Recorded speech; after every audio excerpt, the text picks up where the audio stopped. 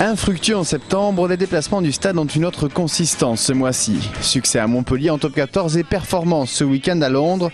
Voilà les Toulousains 5e du championnat et premier de leur poule en Coupe d'Europe avec 4 points d'avance sur le second, Cardiff. Les progrès sont là et la régularité dans la performance est à portée de main. Il reste encore pas mal de choses à travailler, on l'a vu samedi sur la première mi-temps.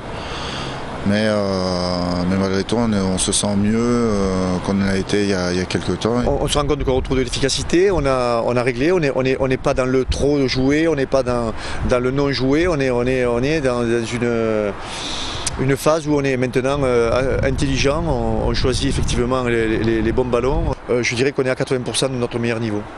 Une forme bienvenue à l'heure de retrouver le top 14 est l'un des ténors du moment. Le Biarritz Olympique, en difficulté avec 3 défaites en 4 matchs en début de saison, a relancé la machine façon rouleau compresseur depuis.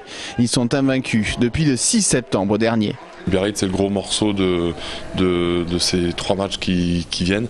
Donc si on réalise un bon match, on peut dire qu'on aura vraiment très bien passé ce mois d'octobre, avant en plus le départ des internationaux au mois de novembre pendant la tournée. La compétition H-Cup se rouvrira qu'en décembre, mais on va dire que sur l'intensité, l'état d'esprit, le match de Biarritz ce week-end, ça va être exactement la même chose, voire peut-être même plus difficile. On peut dire qu'on a confirmé un peu notre début en H-Cup, et là il faudra vraiment qu'on confirme en top 14 en allant chercher cette victoire ici même à domicile contre Biarritz. C'est une énorme machine à gagner les ballons, ils sont très bien structurés devant.